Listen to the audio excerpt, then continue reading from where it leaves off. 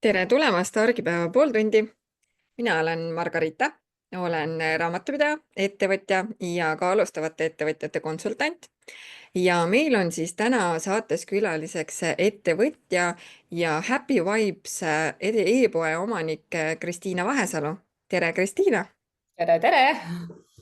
Nii tore, et sa tulid meie laivi rääkima ja ma ütlen kohe ära, et e-poe teemad on alati kõige põletavamad teemad ja tekitavad kõige rohkem arutelu ka meie grupis, nii et kindlasti ma puudutan laivi lõpupoole ka selliseid e-poega seotud küsimusi. Saad võib-olla mõningaid oma mõtteid jagada selle kohta ja ehk siis ka kellelegi natukene väärtust luua, kes võib-olla ka ise mõtleb e-poodi avada. Väga tore. Aga ma alustan siis kõigepealt sellest, et kui kaua sina oled siis tänaseks ettevõtja olnud? No minu Happy Vibes on tegelikult saab see aasta 5 ehk siis bränd ise ja e-pood kui selline on juba täitsa omajagu eksisteerinud. Aga mina tegelikult Happy Vibesi üle võtsin nüüd siis 1,5 aastat tagasi ja ehk siis sain endale siukse ühe armsa Heleni poolt südamega alustatud ettevõtmise ja niimoodi, et kõik siis nagu, mis selle alla kuulus, kõik ma lihtsalt üle võtsin ja niimoodi tasapisi sellesse ettevõtlusmaailma ja Happy Vibesi maailma sisenesin. No väga põnev, nii et ei ole nii-öelda nullist alustanud, vaid oled nii-öelda üle võtnud siis juba võib-olla toimiva, töötava asja või võid öelda, et sa pigem oled ise selle käima ajanud? Vot seda ma väga tahaks, aga paraku ma ei saa öelda, et ma selle au endale saan võtta. Kindlasti ma olen seda selle aja jooksul arendanud, võib-olla natukene ka hoopis teise suunda viinud, aga ma ei saa öelda, et ma oleksin ise nullist selle üles ehitanud, mis on nagu selle võrra võib-olla isegi nagu väljakutsete rohkem. Et minu jaoks alguses oli hästi oluline kindlasti seda nagu taset hoida ja jälgida, et kuskilt nagu järeleandmisi ei teeks ja ütleme, et see tase ees oli väga kõrge ja mul on mida hoida ja selle võrra võib-olla isegi keerulisem, et kui võib-olla alustavale, ütleme siis sellisele võib-olla brändile ja poele, noh, ikka mingeid asju antakse andeks, siis minu bränd on täna turul juba nii tugev, et ma väga endale eksimusi lubada ei saa. Sind ei kuule enam, vähemalt mina ei kuule. Nii, vabandust. Sa ütlesid, et sa oled ise võib-olla teinud ümbermuudatusi ka selle e-poega seoses. Et minu üks mõte oli ka, et kumb tuli ennem, et kas tuli biotarbed või tulid need personaliseeritud kingitused või on need juba varasemast toimivad? Kui ma tutvusin selle Happy Vibesi tegemiste ja kogu selle taustaga, siis ütleme siis nagu selliseks põhisõnumiks olid ikkagi biodekoratsioonid, biokaunistused. Sinna hulka kuulusid juba siis ka personaliseeritud kõik sellised, ütleme, pokaalid ja mõningad asjad, aga mina olen võtnud suuna rohkem jah, nende nagu personaalsete ja just selliste sõnumitega ja tekstidega toodete poole, et jah, neid oli ennem ka, ütleme selliseid jõulukuule näiteks, mis on alati meil kõige populaarsem ja noh, teine asi on isadepäev, kus tellimuste arv on ikkagi silmnähtavalt kõrgem, et seal tuleb igasuguseid ägedaid tellimusi.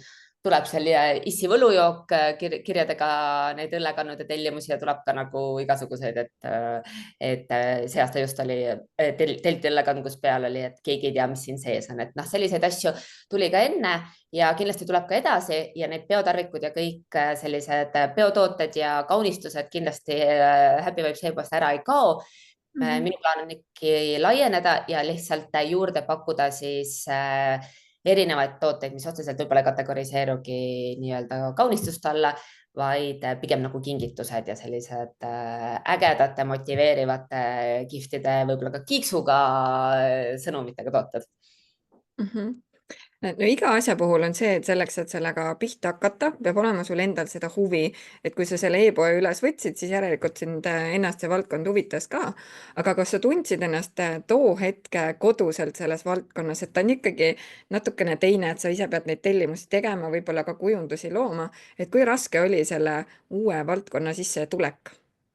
See on väga naljakas, et sa seda küsid, sellepärast et kui ma ei ole mitte kunagi olnud nokitseja tüüpi, absoluutselt. Ma olen eluaeg olnud see inimene, kellel kooli ajal käsitöösokke öösel kell 1 ema veel kudus viimasel päeval ja kunstiõpetus ei ole mul ka kunagi eriti tugevus olnud.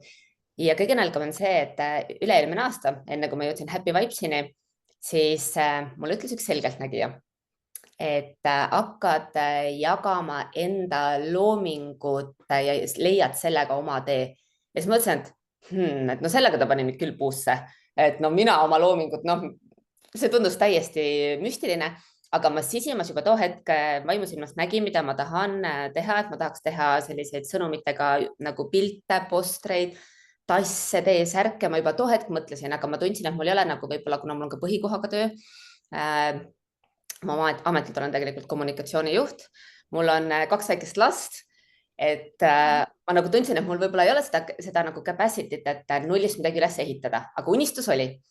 Ja ma julgesin nagu universumisse too hetk nagu välja saata sõnumi, et issand, ma võiks nagu saada mingisuguse sellise ettevõtmise, mis juba natuke toimib, et ma ei pea nagu nullist hakkama nagu mõtlema, et kuidas ma midagi teen.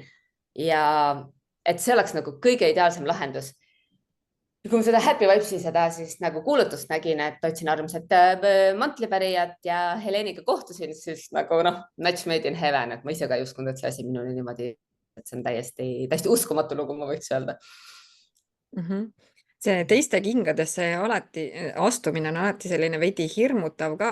Kuidas sa ise tundnud ennast oled sellel teekonnal, eriti võib-olla alguses, kus sa tundsidki, et need suured kingad on ees ja kuidas nüüd sinna ära mahtuda? Ütleme niimoodi, et minu jaoks võib-olla isegi oli see tehniline lahendus, nagu ma ütlesin, ma ei ole olnud nagu võib-olla väga niisugune nagu nokitseja inimene.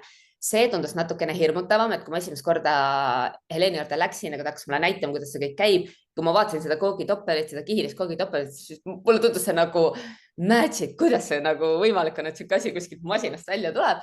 Ja see tundus mulle võib-olla isegi selline kleepimine ja kõik see tundus nagu, kuna ma käsitsi valmistan ja ma kujundan nad alguses, siis ma printin nad kõik välja, kleepin kokku kõik nagu teen nullist. Et see oli natuke isegi hirmutavam, aga uskumatu on see, et ma ei tea, kus minust see kunstimeel järsku tulnud on, aga kogu see tegevus on minu jaoks nagu hästi-hästi teraapiline ja ma tunnen, et see nagu täidab minu seda eneseteostuse tassi meeletult.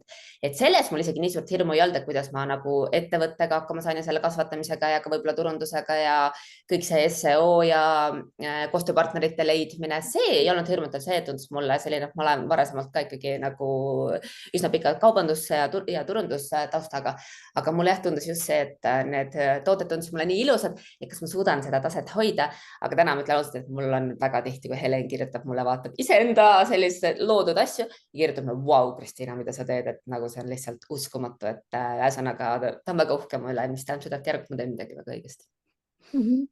Sa mainisid ka, et kõike sa tegelikult ju käsitsi teed, et ma saan aru, et kõik ongi sinu oma looming, et sa teedki, disainid ka ise, nii et sisuliselt klient võib tulla ja sinu käest selle valmis lahenduse tellida, et ta ei pea tulema oma kujundusega.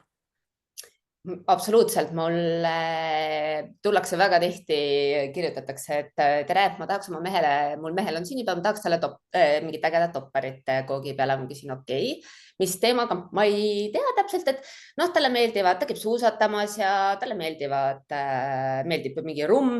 Ja siis ma paningi näiteks, noh, antud olukorras panin kokku, tegin niisuguse suure mäestiku, printisin välja, tegin Rossinali suusad.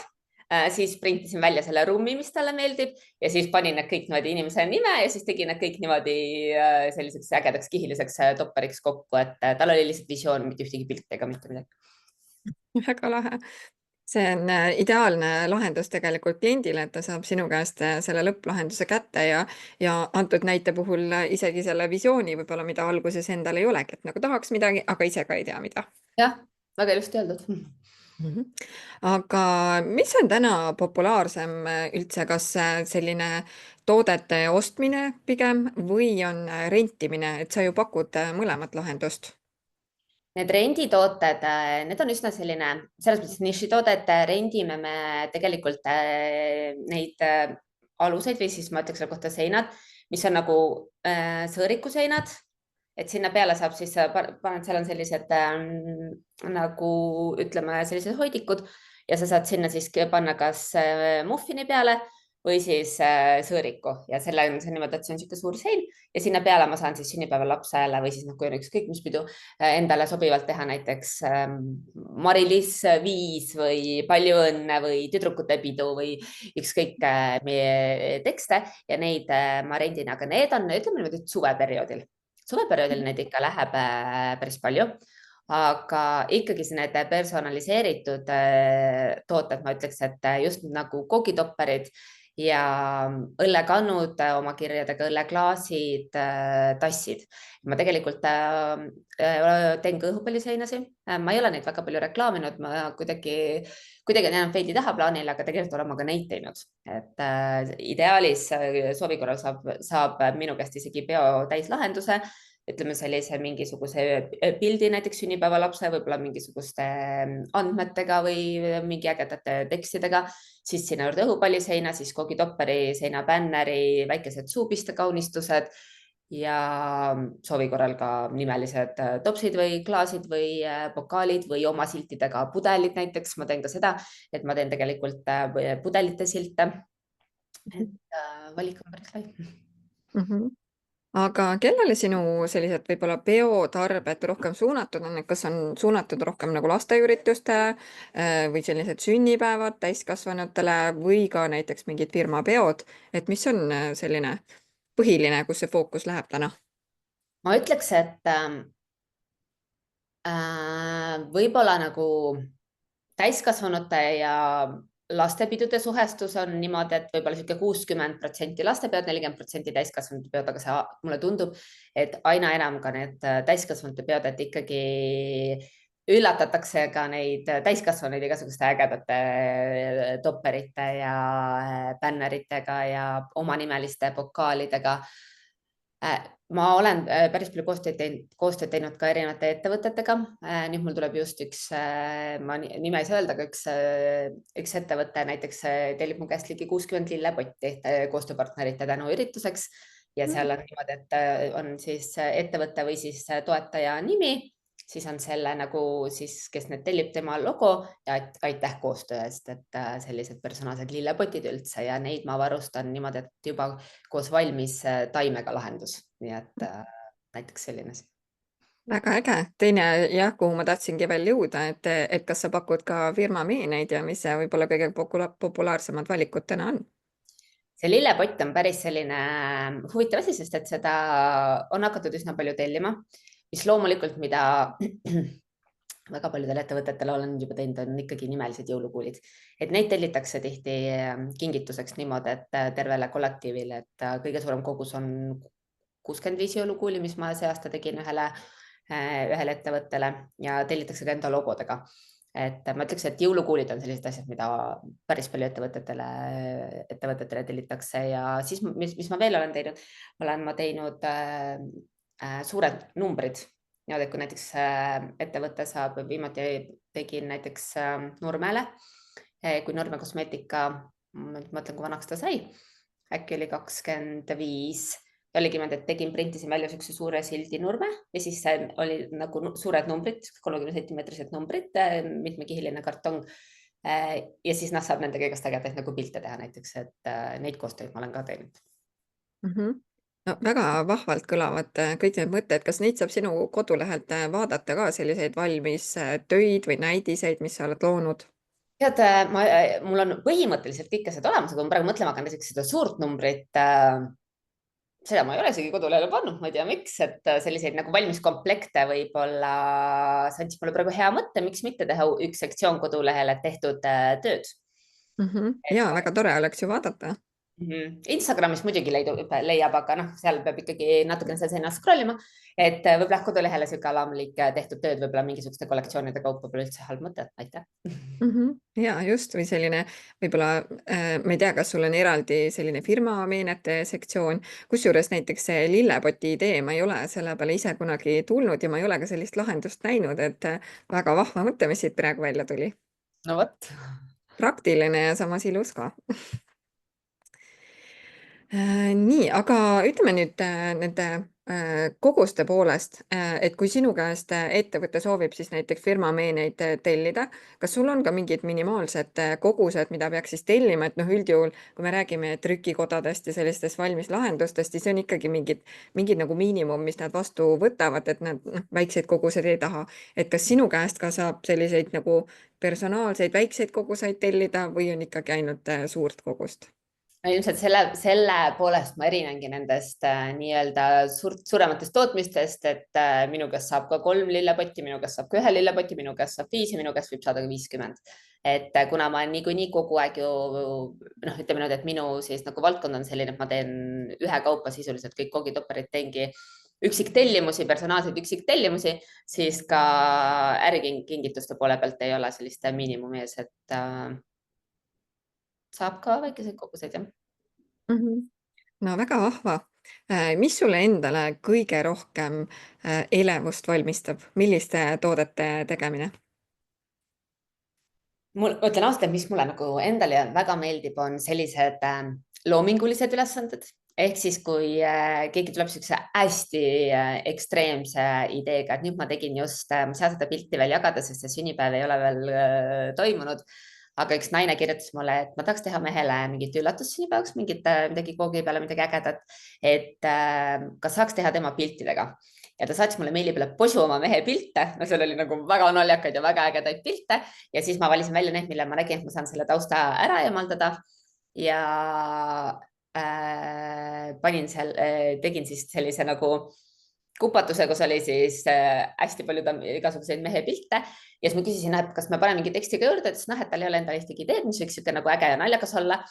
Aga kuna tal hästi palju pilte oli nagu klaasidega kuskilt üritustelt, siis mõtlesin, kuule, paneme juurde, et palju õlle sünnipäevaks. Ja siis issand, kui lahe. Et ühesõnaga tuligi nüüd selline topper, et palju õlle sünnipäevaks ja mehe pildid, et eks ma mingi hetk saan seda järgmine nädal võib-olla saan jagada sotsiaalmeedias ka, et sellised asjad mulle alati panevad nagu väga silma särama. Ja mis mulle veel meeldib teha, on sellised, mulle meeldivad kõik need nagu ütleme, sellised võimestavad, nagu ma ka alustasin, sellised nagu võimestavad tooted ja võimestavad sõnumid. Ja ma tegelikult eelmisel aastal tegin ühe, mis mulle endale on nagu hästi nagu südamelähedane. Tegin sellised statement, noh, eesti keeles on seda võib raske öelda, statement nagu sõnumitega sellise glitter seinapilti, kus ma võin tegelikult näidata, mis otsisin selle välja. Ja mul on neid hästi palju erinevaid. Paisan siia kõrvale ja ma olen, näed, see on selline. Antud sõnum, ütleme nii, et on tõesti minu mantra. I'm not a yes sir, I'm not a follower. Et see on nagu Imagine Dragonsi sõnad, aga see pilt on tegelikult tehtud niimoodi, et see siluett siin keskel on 3D või selles mõttes, et ta on tehtud teibiga, ehk see siluett on nagu kõrgem ja sõnum on siis nagu madalam, et ta jääb kergelt siukse 3D efektiga ja ma ise hullult fännan neid pilte, sest need on sellised, mis ma olen nagu väga-väga nagu südame ja hingega neid hästi pikalt planeerisin, sest et mulle tundus, ma just otsisin igale sellisele nagu siis statement'ile oma seda nagu sobivat, võib-olla seda siluetti sinna kõrvale. Ja mis ma veel tegelikult, mis on mulle samamoodi hästi nagu hingelähedane, et ma tegelikult nüüd saingi, kas nüüd eelmine või üle-eelmine nädal äkki, sain laivi ühe uue tooteliiniga, mida ma tegelikult olen hästi pikalt katsetanud, proovinud ja mis mulle ka on endale siuke, et mul tekitab see hästi-hästi excitement'i, on sellised väikesed asjad, mille nimi on taskukalli.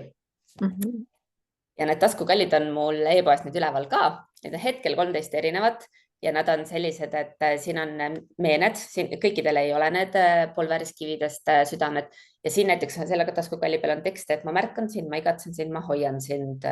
kanna seda südant endaga kaasas alati, las ta tuletab sulle meelde, kui armastatud sa oled, et eesmärk on siis see sihuke, noh, see on nagu kotikese sees ja siis endale niimoodi kuskile taskusse või rahakoti vahele või kuskile panna, et selline väikene kingimeene ja seal on, mul on reisitaskukallik, kui keegi on reisile minemas ja tekst on, et las see, seal on pilvekesed kaasas, et las see pilveke juhatab sind koju siis, kui su hing on selleks valmis.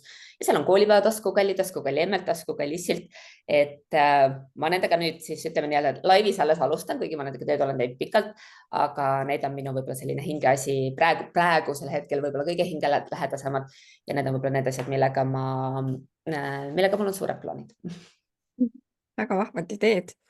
Ma küsin seoses sellega veel, et iga ettevõtmise puhul on ikka, et meil võib-olla endal on see huvi, meile tundub hästi põnev ja vahest ikka kipub nii minema, et tegelikult kliendil võib-olla huvi selle vastu ei ole. Kas sul on tulnud ka ette selliseid asju oma e-poe puhul siis, et sa oled loonud mingi toote, aga tegelikult see ei müü ja lõpuks sa pead lihtsalt aduma, et sellel ei ole turgu ja sa peadki lõpetama selle tegemise? ja mul on selles mõttes hea ärimudel, et minu ärimudel on tellimuste põhine, mis tähendab seda, et ka noh, näiteks ütleme need seinapildid või ükskõik mis asjad, kui ma teen nad valmis, kui neid ei tellita, siis neid ei tellita, nad leiba mulle ei küsi seal e-poes, kui nad üleval on. et selles mõttes on mul väga hea see ülesehitus on nagu ettevõttel või siis ütleme nagu sellel äril üldse, et kui mult ei tellita, siis ei tellita, kui mult tellitakse, siis ma valmistan, ehk siis ma ei valmista mitte midagi ette, ma ei pane mitte kuskile, ei pea ju panema oma raha alla, et kas ma nüüd riskin ja tellin neid suuremas koguses või mitte, et jah, natukene mingite asjade puhul on, aga suures plaanis, eks kõikide asjadega niimoodi, et need asjad töötavad siis, kui sa paned sinna oma hinge, kui sa paned sinna oma aja, oma südame ja oma energia. et kui sa midagi valmis teed ja see asi jääbki nagu soiku, siis ütleme energeetiliselt see on nagu paistab välja, kas see asi nagu on sulle nii oluline, kas sa räägid sellest nii, et su silmad lähevad särama või sa teed selle valmis ära, paned üles ära ja ootad, et tellimused hakkavad tulema, et paraku noh, niimoodi ta üldiselt ei ole, et jah, äris peab olema loomulikult ka õnne ja seda võib ka olla, aga tegelikult minu siis nagu ütleme, sellised nagu õpetajad on kõik öelnud, et sa pead olema iseenda ja enda asjade kõige suurem fänn, rääkima neist niimoodi, et kui sulle tundub, et sa oled rääkinud sellest kõigest pasundanud juba oksendamiseni, siis järelikult on ikka vähe.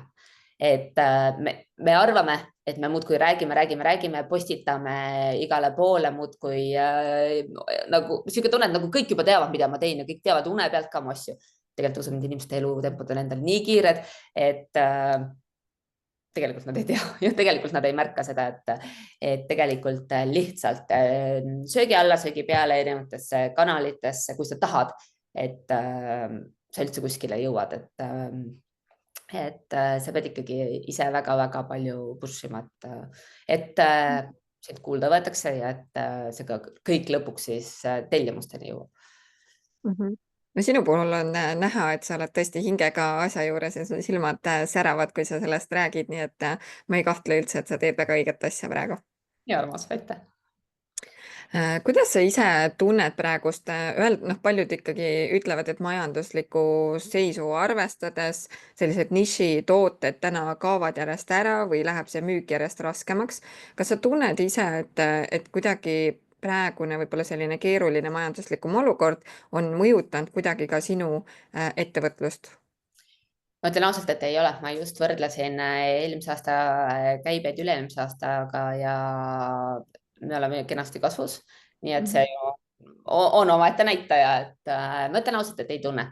et kuivõrd mul on ikkagi üsna palju ka hooajaäri selles mõttes, et nagu ma ütlesin, et jõulud, jõulukuulid, isadepäev, meestepäev, siis tuleb emadepäev, siis tulevad tüdrukute õhtud suvel, et kogu aeg on nagu tõusud ja langused, et selles mõttes ma ei saa võrrelda seda kuud ja eelmist kuud mitte kunagi, aga suures plaanis ei tunne, pigem on mul nagu see, et ma hästi palju pean kaaluma, kui kirjutatakse, et tahaks lapsele pookitopperit, et kas ma nüüd jõuan ära teha või ei jõua. et ma ütleks, et selles mõttes rohkem tuleb neid päringuid sisse ja näiteks kui keegi küsib, et kui kaua sul aega läheks, et kookitopperiga ja noh, kui mul on tõesti tellimus ees, ma ütlen näiteks järgmise nädala algul ja kui ta ütleb, et tal on juba vaja kiiremini, noh siis siis ma lihtsalt ei jõua teha, et ma ütleks, et pigem mul tuleb ikkagi tellimusi rohkem, kui ma jõuan ära teha. Mhm.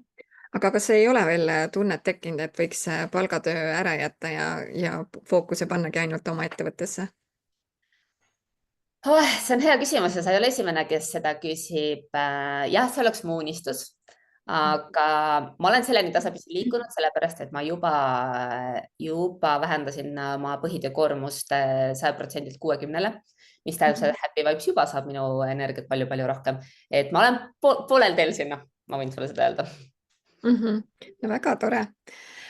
Ma küsin natukene siis siia juurde ka võib-olla selliseid e-poe küsimusi. Võib-olla jah, et kes kuulajatest just e-poe teemal soovivad kuulata. Aga ütleme sinu ettevõtte puhul, no ma saan aru, et sa oled selle ettevõtte üle võtnud, et sul võib-olla ei ole seda, ma ei tea, kas sa tunnetad seda ajalist faktorit praegust, kus aeg ise teeb juba enda eest selle turundustöö ära, et sa võib-olla ei pea nii palju enam panustama turundusse, vaid see, et sa oled juba piisavalt kaua turul olnud, et on juba tuntumust toonud sulle. Et kas sa ise seda tunnetad või on see juba nii-öelda mööda läinud? ei, see on kindel. Mingid perioodid, ütleme, kui ongi hästi nagu väga-väga kiired, just ma ütleks siis meestepäev, jõulud, isegi kui ma vahepeal niisugune tunne, et ma ei jõua mitte midagi postitada, siis inimesed leiavad ikkagi ise ülesse. Et selles mõttes on ikkagi pikalt turul olnud brändil väga suur eelis. Et minu juurde jõutakse väga palju ise. Ma just otsisin, ma nüüd hakkan mõtlema ka, mis otsisõna see oli, kas see oli Nimelised jõulukuulid või see oli koogitopp, ei, see oli Nimelised jõulukuulid, ma arvan. Kui ma nüüd see aasta vaatasin ja ma olin Google'is esimene ja ma ütlen ausalt, et ma olen seda SEO-d teinud, ütleme järgemööda. Mul on täna juba umbes 600 erinevat toodet, ma olen selle ära jõudnud siis süvitsi, ütleme niimoodi, et see WordPress näitab mulle roheline, very good. Selleni olen jõudnud võib-olla üks 20, 30, 40 tootega, mitte rohkem, sest lihtsalt ajapiirang on ees. Ma näen, et väga palju tuleb mul tellimusi sisse Google'ist, ma väga analüüsin seda, et kust nad minuni jõuavad, kas sotsiaalmeediast, Google'ist või siis direct. Aga ütleks niimoodi, et mind väga-väga-väga palju leitakse ikkagi ise ja ma olen sellele nagu väga tänulik, et see nii on. Nii et me võime praegust järeldada ka, et e-poe puhul tuleb ikkagi rõhku panna SEO-le ja see on ka võib-olla number 1, millest pihta hakata. See on kindlasti oluline, et see on A ja O, ma ütleks, e-poe üldse nagu müükideni jõudmisel kindlasti. Loomulikult ka sotsiaalmeedia ja kõik toetab, aga ma ütleks, et SEO on see, millega tasub ennast kindlasti kurssi viia. Kui sa sellest mitte midagi ei tea, siis täna aastal 2025 ma ütlen, et maailm on meil tasuta koolitusi täis, et sa ei pea maksma kellelegi, et lihtsalt nagu võib-olla põhitõdedega kurssi viia, et jah, minul on ka, ma ütlen, et kui ma ikkagi ühe toote ette võtan, et ka minul võib seal minna pool tundi, sest et seal on vaja kõik absoluutselt pildi ümbernimetamistest kuni tekstide kirjutamiseni, sinna linkide lisamiseni, et need keywordsid ei korduks. Mul on ju kõik on ju koogitopper on ju see nimebänner ja hästi-hästi raske on neid ümber nimetada. Minu puhul on veel üks tehniline challenge on see, et ma võin toodete pealkirja ümber nimetada. Et ütleme niimoodi, et kui ma võib-olla vaatan täna selle pilguga, mida inimene võib otsida, et näiteks kui on võib-olla nagu need toodete nimed on bänneri täht 3-kihiline, bänneri täht 4-kihiline, siis mina tahaks ta nimeks panna näiteks, ma ei tea, bänneri täht sädelev, bänneri täht Peppa, aga mida ma ei saa teha, kui ma muudan ära selle, ütleme, toote nimetuse, ma peaks tegelikult ära muutma ka URL-i, et SEO vaates see klapiks, aga mida ma teha ei saa, sellepärast et see bränd on ju, e-pood on ju 5 aastat turul olnud, kui ma täna neid URL-e muutma hakkan, siis see Google saab aru, et no, et ühesõnaga ma ei tule enam kuskilt välja. Ehk siis mul on see challenge, et ma sisuliselt ei saa muuta mitte ühtegi URL-i. sihuke lihtsalt võib-olla selline tehniline see, et ma neid ei puutu jah, et ja siis ma proovin sealt kuidagi mängida, et natukene neid toote nimesid ja asju muuta ja ka URL on ikkagi see, mis ta on, et Mhm. Ja ma saan aru, et sa teed SEO-d samamoodi ise ja sa ei ole pidanud kaasama ühtegi eksperti selleks, kes siis ära teeks teen ise jah. mm. Okay, väga tubli Aitäh. aga turundusega seoses veel, et kuhu sa lisaks turundusele rõhku oled pannud, mis sa näed, mis e-poe puhul töötab? Ma mõtlen siin just siis sotsiaalmeediat selle all, mida võib-olla rohkem kasutatakse. Ütleme niimoodi, et see, mis minu äris toimib, kuna see on ikkagi, ütleme, väga selline ütleme, selline feminiinne äri selles mõttes, et 99% on teljad naised ja naised on emotsiooniostjad, see on psühholoogiliselt paika pandud ja mis minu puhul toimib, on koostööd ja ma Mhm. näen, ma siin võib-olla kas 4-5 kuud tagasi tegin need beebidele need kuukaardid, mis on siis 1 kuu, 2 kuud pluss milestones kaardid, esimene hammas, magasin esimene öö ilma emme issita. ja nad on hästi armsad ja kõik, kes on neid saanud või tellinud, on öelnud, et issand, et nad on nii nunnud, aga juba tegin nad valmis ja hakkasin ka postitama ja vot need on küll selline asi, mille puhul võib-olla nagu kohe nagu neid müüke ei tulnud. ja siis ma saatsin need ühele influencer'ile, kes sai nüüd beebi siin paar kuud tagasi. ja nii kui tema ära postitas, mul oli 20 tellimust 24 tunniga ja sealt on need nüüd laivi läinud. ja nüüd neid tellitakse mult ikkagi no, mitte päris igapäevaselt, aga ütleme, et üle päeva neid tellitakse, et mõnikord on vaja sihukest väikest kikki, et minu äri puhul ma näen, et ma tean teatud inimesed, kes, kui nemad postitavad, siis ma tean, et sealt järgneb tavaliselt müük ja tavaliselt tellitakse sedasama topperit näiteks, mis on selle inimese story's olnud, et mul on väga lihtne jälgida. Mhm. Ja nii et tegelikult tasub võib-olla turundust teha nii-öelda see investeering ja maksta pigem võib-olla influencer'ile selle eest, et ta postitaks ja võib-olla sealtpoolt siis tagasi teenida kõik see raha ja rohkemgi veel, mis sinna alla läks. Mm -hmm. Aga e-poe osas, sul on nüüd juba mõnda aega kogemus selle ülalpidamisega.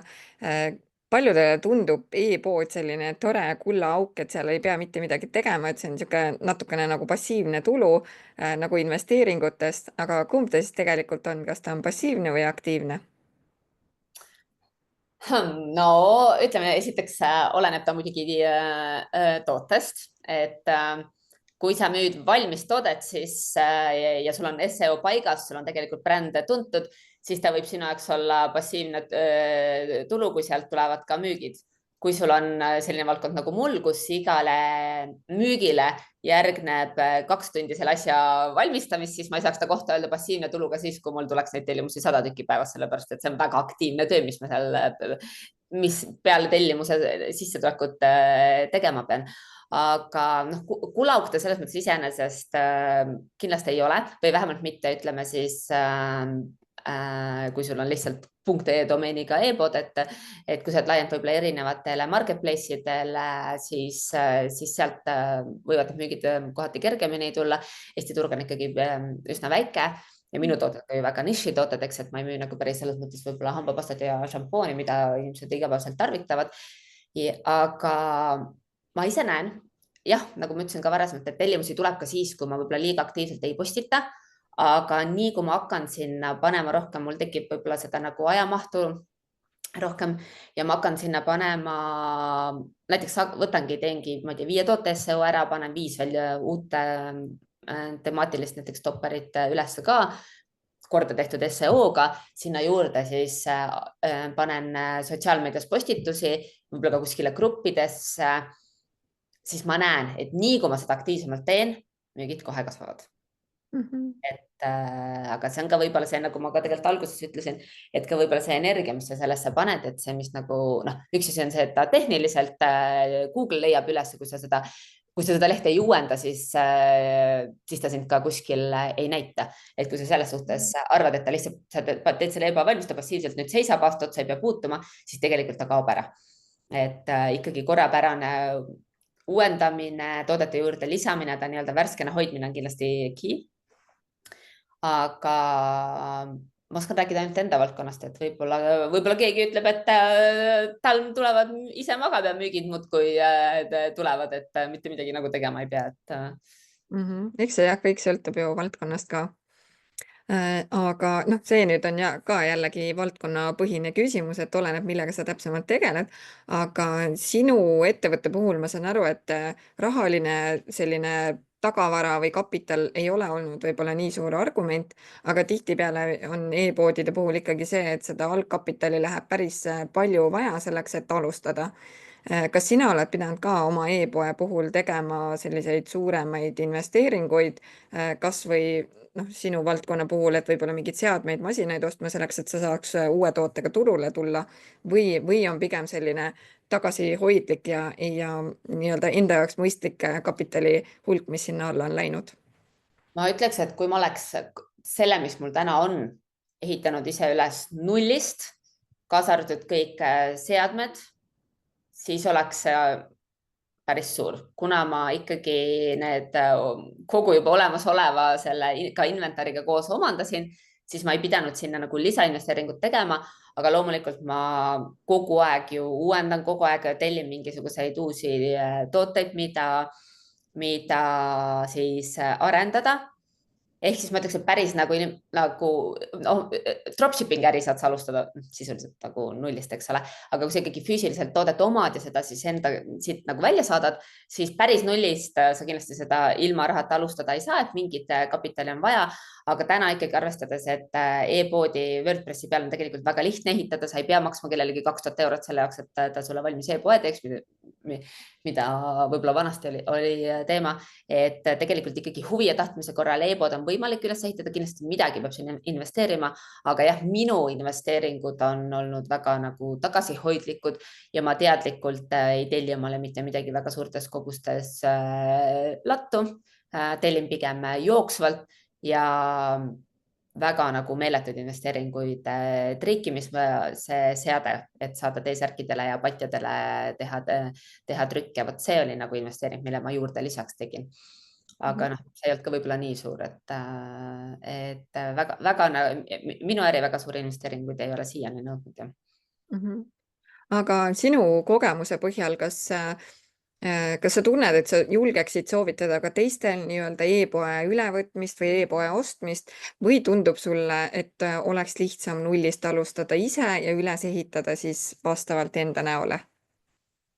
See on väga hea küsimus, sellepärast et mõlemaga on riskid ja mõlemaga on võimalused. Et ütleme, kuna mina lihtsalt juhtusin nagu võib-olla selle üle võtma väga-väga kuidas ma siis ütlen, sellise inimese käest, kelle puhul oli näha ja teada, mis seal taga on, siis see risk oli minu jaoks maandatud. Kuivõrd ma julgen öelda, et nagu täiesti selliselt võõralt inimeselt, kes võib-olla, kellega sa kuskil saadki internetis tuttavaks, sa ei tea ta tausta, ta lihtsalt ütleb sulle, näe, mul on e-pood, et maksa mulle 10 000 eurot ja võta üle. Et noh, seal on kindlasti väga suured riskid, et sa ei tea kunagi, mis on nagu tegelikult see reputatsioon, millised on võib-olla olnud need tarneajad, millest on võib-olla näiteks üle mindud. Sa ei tea tihti ka seda, et kas see inimene võib-olla hakkab sulle üldse konkurentsi osutama, noh, minu puhul oli see välistatud, aga ma räägin lihtsalt, kui keegi nagu sama mudelit kaalub kasutada, et võib ka see tulla, et sa ikkagi ostad selle äri üle, aga inimene teeb näiteks sama asja nii-öelda konkurendina kõrvalt edasi ja ikkagi võtab sult selle turuosa ära. Ja päeva lõpuks on see sihuke, ütleme siis see toimiva äri ülevõtmine on selline nagu noh, saad omale nagu lapse lapsendamine, et sa saad teda oma käe järgi kujundada, aga võib-olla sa ei tea, mis seal nagu sees sisimas võib-olla kunagi toimunud on, et minul kindlasti vedas ja ma olen hästi tänulik, aga kas ma nüüd nagu seda nagu julgen öelda, et see on kindlasti parem lahendus, seda ma ka ei ütle, et aga teistpidi, kui sa jälle ise nullist üles ehitad, siis see ajakulu võib-olla nii suur, et see lõpuks see asi hakkaks, võib-olla, et sul on ka nagu väga hea toode, väga äge toode, sa tuled turule väga ägeda sõnumiga, paistad silma, et võib ka väga hästi minna, aga minu puhul olid selles mõttes riskid maandatud, et ma teadsin, et nii kui ma selle üle võtan, mul järgmine päev juba müügid tulevad. Ehk siis mul ei olnud seda, et sa investeerid, mida ma võib-olla selle ülevõtmisel nagu tegin, et ei olnud seda hirmu, et äkki ma istungi kaks kätt taskus ja mitte midagi ei müü. Et ma ju nägin eelnevalt ikkagi müüginumbreid ja ma olin nagu väga kursis, mis see maht on ja kõik. Et mõlemal omad plussid-miinused, et äge on ka see, kui sa ikkagi oled ise nullist looja, sa tead, et sa oled selle brändi ise loonud, ise üles ehitanud, aga teistpidi mina tunnen, et võib-olla nagu minu nagu elukorralduse juures, kus mul ikkagi on kaks väikest last ja kõik, et ma tundsin, et võib-olla mina maandasin nagu sellega mingeid riske, et ma ei hakanud tegema suuremaid investeeringuid ja üritama midagi üles ehitada, ammutama kuskilt teadmisi, et kuidas see kõik üldse töötab, vaid ma sain seadmed, ma sain brändi, ma sain klientuuri ja ma sain ka nagu väga tugeva mentori ja toe ja juhenduse Heleni näol, et ja no väga vahva on sinu kogemust täna kuulata, et sul on juba mitu aastat staaži selja taga.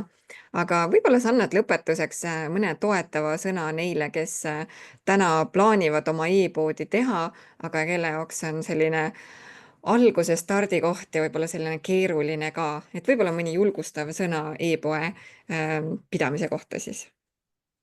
ma ütlen sellise mõtte, et kui sa tahad midagi teha lihtsalt sellepärast, et sa tahad saada raha, siis võib-olla see ei ole õige suund, kus alustada. Mulle endale ütleks üks hästi tore, üks coach, üks Annika ütles väga-väga-väga kullast sõnad, et alati mõtle, kui sa midagi teed, mis see annab maailmale, mis see annab sinu perele, mis see annab sulle. Ja kui sa näed, et sellel asjal on väärtus, mida sa päriselt tegema hakkad, see annabki midagi, see kas nagu minu idee on, et nagu sõnadega parandada maailma, kaunistada inimeste pidusid ja anda neile head emotsiooni, siis mul juba on see why olemas.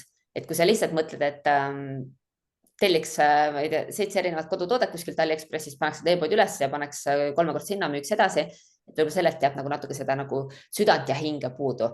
Et ma tean, see on hästi raske see leida see enda see nagu kirg ja enda see, mis sind nagu sütitab. Ja ma mõnikord ütleks ka inimestele, olengi öelnud, et lihtsalt oota. Et kui sa täna tunned, et ma tahan nii väga mingit e-poodi teha, ma tahan mingit äri teha, kas sul ei ole seda nagu mõtet või seda nagu särtsu ja sul ei ole seda, mis just seda kirge tekitab, siis noh, sellised asjad nagu ei tööta, kui sa lihtsalt hakkad nagu mehaaniliselt midagi tegema. Pigem arvan, et kui sa on õige aeg, kui sa ise selleks valmis, siis elu tavaliselt juhatab su teele päris nagu ilusaid ja toredaid asju, sa pead olema lihtsalt uskuma, olema avatud ja nii asjad juhtuvadki tavaliselt. Aitäh sulle, väga ilusad mõtted siia tänasesse laivi lõppu. Ma saan aru, et sul on täna ka sünnipäev, nii et ma soovin sulle palju-palju õnne. Aitäh, mul oli sünnipäev tegelikult üleeile, ma täna tähistan, aga no Täna tähistad. täpselt, et noh, see sünnipäevanädal ongi sünnipäev iga päev, nii et ma võtan kõik õnnesoovid vastu, ma olen väga-väga tänulik. Just, väga vahva ja ma soovin sulle tõesti väga palju edu sinu ettevõtmises, sa teed väga toredat asju ja sa teed seda tõesti hingega ja ma usun, et see kuvab igalt poolt ka sinu turundusest, sinu sisust, kõigest välja, et sa teedki seda hea meelega tõesti. Nii armas, aitäh kutsumast ja aitäh nende ilusate sõnade eest ja ma olen alati avatud, kui keegi soovib nõu küsida, kirjutada, uurida, siis Instagramis Kristiina Vahesalu või Happy Vibes, mulle võib alati kirjutada, ma hea meelega jagan oma teadmisi ja kogemusi. Ja super, aitäh sulle Aitäh ja aitäh kõikidele kuulajatele ka, kes meid täna kuulama tulid. Soovin kõigile ilusat reedet. Tšau! Tšau!